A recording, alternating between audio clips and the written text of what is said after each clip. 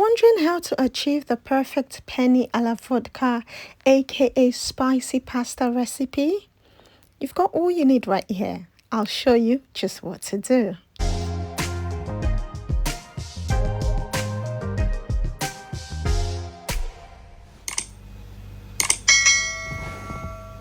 Welcome back to my channel. If you're new here, this is Monastic Moment. If you're a returning subscriber, you already know what time it is. Thank you for coming back on my channel. Right, what can you guys see right here? It's alcohol time. No, not really. Today we are making penne alla vodka. What did I say? Repeat after me. Penne alla vodka. But we're not going to be using this vodka. I'm sorry. Those of you that really got excited, you've seen a bottle of vodka, you're like, what's Mina up to today? No, we ain't using the vodka. Now, this recipe was made famous by Gigi Hadid. If you don't know who that is, type the name on Google right now. Or better still, go and watch The Real Housewives of Beverly Hills. You get to know who her mom is, you get to know who her sister is, who her brother is, who her father is. I digress. So today's recipe can be made two ways. Now you can make it with or without the vodka. It's still gonna come out nice. And if you plan on making it with the vodka and you're thinking you're gonna get tipsy off of this recipe, yeah, that's not gonna happen, because when you cook with alcohol, it tends to burn out, so it just enhances the taste of whatever it is you're cooking, but you're not going to taste the alcohol at all. Now, you could either make today's recipe with store-bought tomato paste, or you could use chopped tomatoes and just make your own tomato paste at home. I'll show you guys how to use this to achieve your own tomato paste at home. Now, the reason I do not like to use store-bought tomato paste is because it's got this bitter and acidic taste, and you have to fry the sauce for the paste for a very long time to get rid of the taste. So I'm going to show you guys an easier way, a fresher way to enjoy today's recipe. Without further ado, let's get started. We're going to start off by making our tomato paste, putting it on to boil, and we'll assemble the rest of the ingredients. We'll get started, and it's time to eat. Alright, let's get started, guys. Right, so to achieve this, you need a strainer and a masher. Or you could decide you want to blend this smooth, and then you put it to boil. But that's such a long thing. My little one in the background. So in that goes, and all you want to do is just mash, and do that quickly.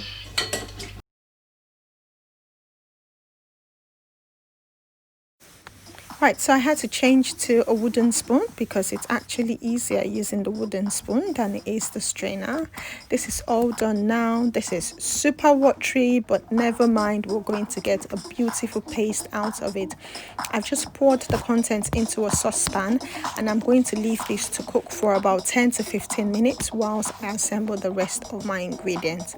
And there you have it. I've got cream, I've got my pasta and basil, I've got olive oil, Parmesan cheese, I've got some cloves of garlic, some butter, black pepper, I've got lots of chili flakes because this is spicy pasta, I've got salt, some seasoning, and bacon.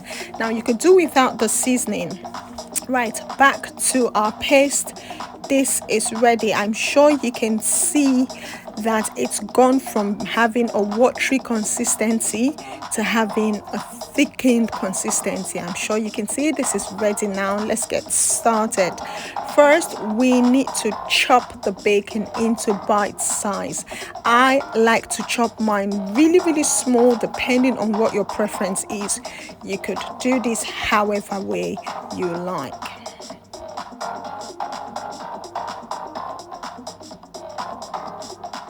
Next, it's time for the garlic. I personally like to smash before I chop really small, so I like to chop it finely, but smash first and chop. That makes your life a whole lot easier, trust me on that.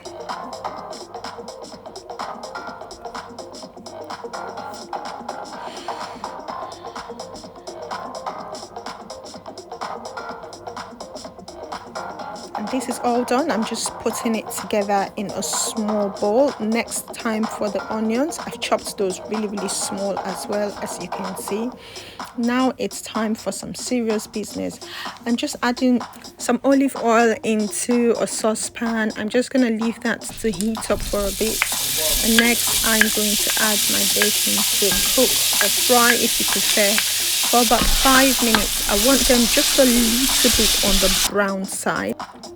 I've also got a saucepan on the left with some water boiling. I've added a little bit of salt, so I'm just going to leave that to boil. As soon as the water boils, like it's doing right now, I'm just going ahead to add my pasta in. You could cook your pasta according to the package instruction, but I personally like to cook it until it's al dente, so it just has like a little bite to it. And after cooking your pasta, please do not, you could drain, but do not throw away the pasta water because you definitely need it. It's time for the second business, or the final business of the day. I'm just adding a little bit more of olive oil to the saucepan I used in making the bacon. And I've just added onions first before adding the garlic. Now, the reason I've added the onions first is if you were to add the garlic first, it will brown and burn, and you don't want that. And I'm sure you guys can see how thick my paste has become. Now, this is actually better because it gives you a really fresher and tomatoey taste to it. Now, what you want to do, because the paste is quite thick, you want to incorporate the paste in with the garlic and the onions and the olive oil. So you want to gently stir continuously until the paste is well incorporated. Next, I'm just adding a chili flakes, and you want to stir as well, just to ensure that the chili flakes and the paste, you know, are well married together. Next, you want to go in with your black pepper, and next you just want to add in all the rest of your seasoning. So you can add salt, and for me, I personally like to use a little bit of seasoning, so I'm just adding Knorr Aromat seasoning, and all I'm going to do is make sure I'm stirring continuously. Now, I've put this on medium heat. You do not want high heat for this because you do not want your sauce to burn.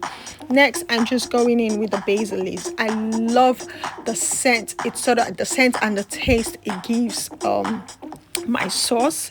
So I'm just going to stir that continuously as well. Remember, I do not want this sauce to burn.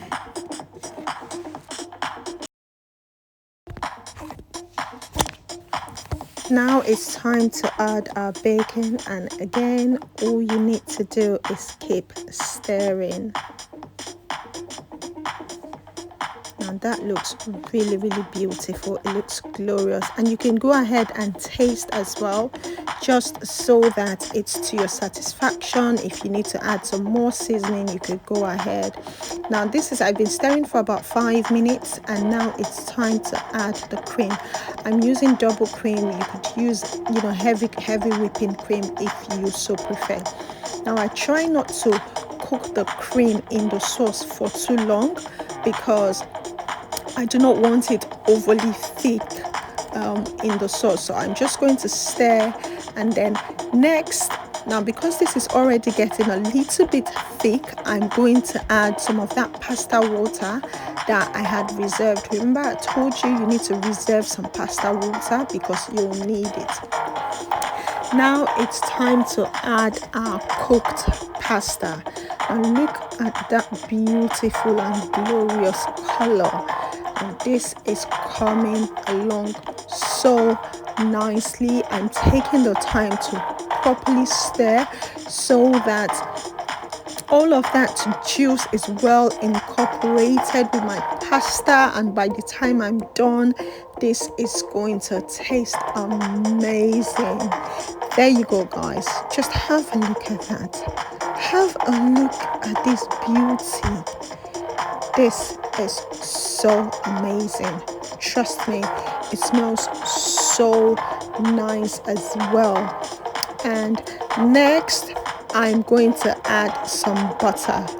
You definitely and certainly would need some butter for this. I've added just a little. You don't need too much. And what I've done is I just let the butter sit in there and melt for a bit. So it's already melted. Now all I'm doing again is stirring continuously but gently. Now I've let this to cook for about 2 to 3 minutes, and I tell you, it is ready. There you have it, guys. How beautiful is this? Glorious, just glorious. It's time to eat. Enough of the talking. It is time, people. There you have it. I'm just serving a portion for myself. Bear in mind that the portion that I made can feed 3 people. And there you have it. I'm just going to add my Parmesan cheese.